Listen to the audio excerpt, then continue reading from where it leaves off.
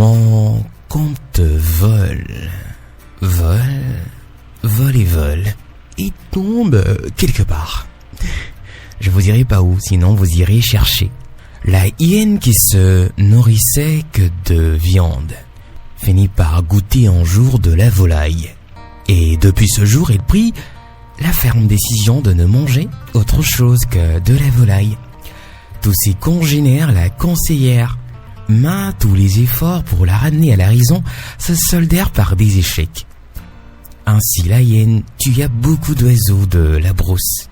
Elle finit par faire disparaître l'espèce des oiseaux de la brousse. Un jour, elle a parcouru toute la brousse et ne vit aucun oiseau.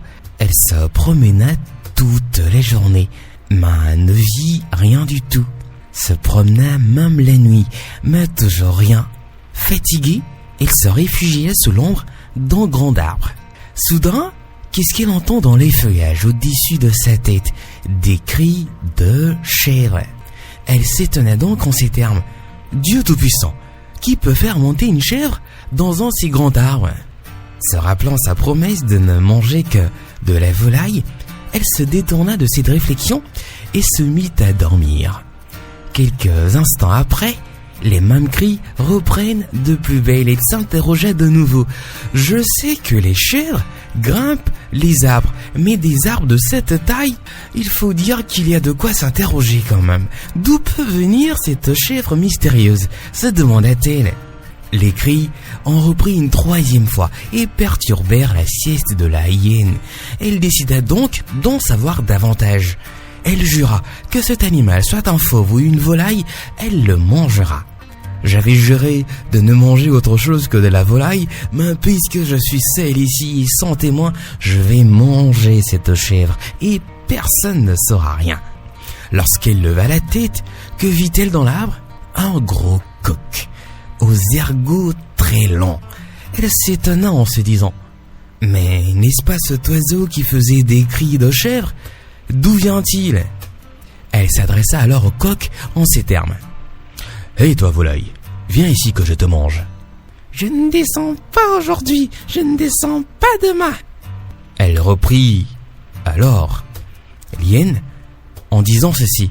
« J'ai fini de manger tous tes parents. » Et le coq de lui dire « Je ne descends pas aujourd'hui, je ne descends pas demain. » L'hyène qui reprend « J'ai fini de manger tous tes frères et sœurs, je t'ai dit, je ne te mangerai pas. »« Je ne descends pas aujourd'hui, je ne descends pas demain. » Je te dis, j'ai fini de manger tous tes amis. Je ne descends pas aujourd'hui, je ne descends pas demain. J'ai fini de manger tous tes voisins, tous tes congénères.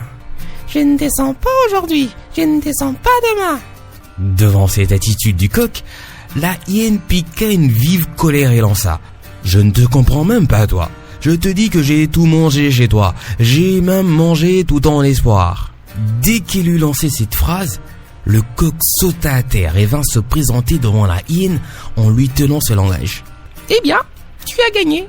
Il ne te reste qu'à me manger moi-même maintenant. » Cette attitude troubla encore la hyène, qui domina sa faim et demanda au coq le pourquoi de cette décision subite.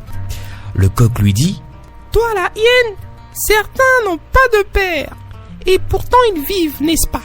D'aucuns n'ont pas de mère, ils vivent bien aussi.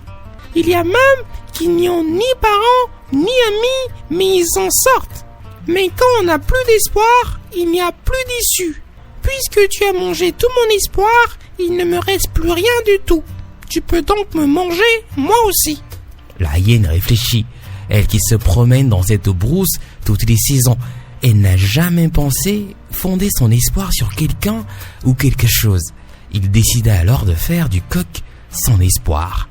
Et c'est depuis ce jour qu'à l'approche du jour, le coq avertit la hyène.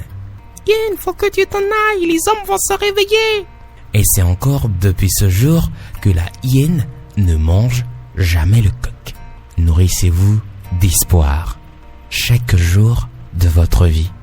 Parce que quand vous aurez perdu tout espoir, vous aurez tout perdu.